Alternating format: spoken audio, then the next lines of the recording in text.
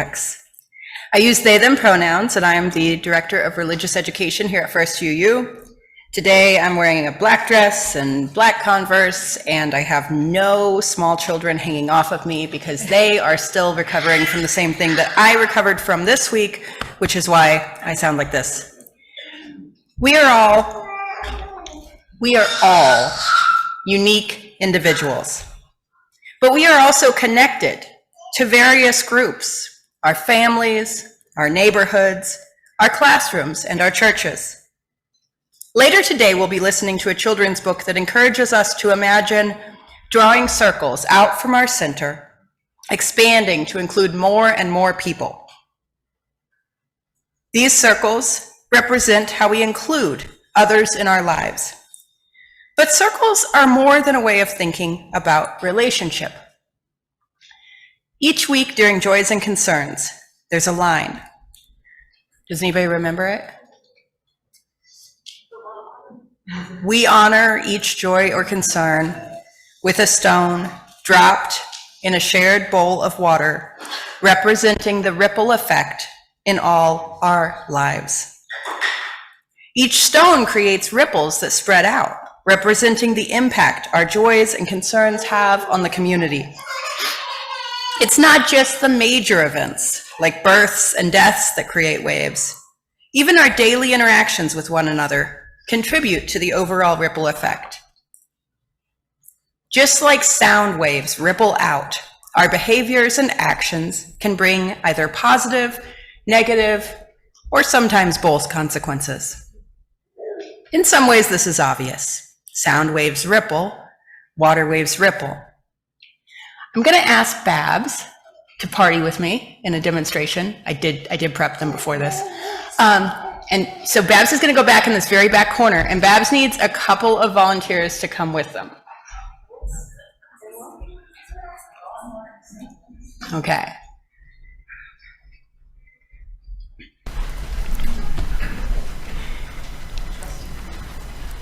All right. They're going to make you guys might need to like crouch down or something, because otherwise they're just going to have a cue because they're going to see you doing it, and their brains are going to fill it in. At least that's what Psychology 101 taught me. Okay, what I'm going to do is I'm going to have all of you in the sanctuary. They're going to make a very light sound. If Isaac makes a sound, it's not the sound. A very light sound, and it's going to get louder and louder. And when you're able to hear it, I ask you to raise your hand. Okay? Not say anything, just raise your hand when that sound reaches you. And watch the room while you're doing this. Okay? For those on you on Zoom, if you get to the point where you can hear it, we've all heard it. All right. Go ahead, Babs, whenever you're ready.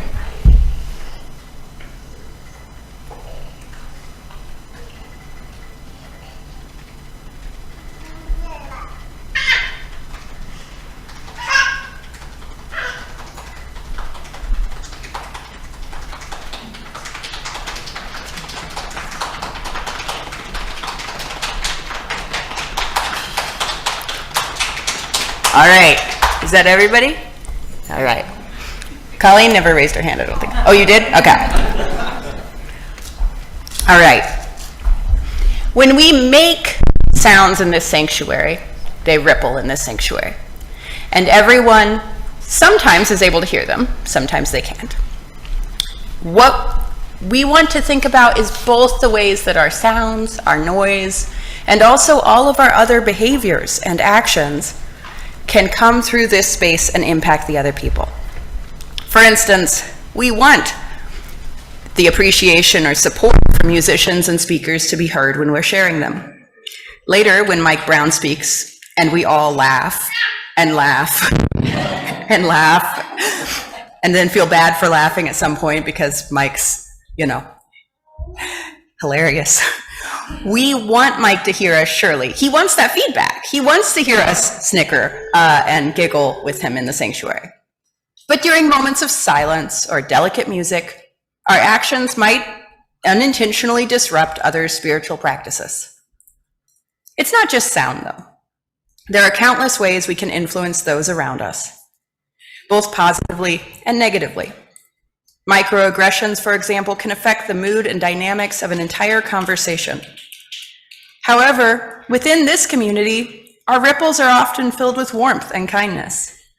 A simple smile and hello from someone like Roberta at the greeters table can create a welcoming atmosphere that leads us to be friendlier with others as we come in this space.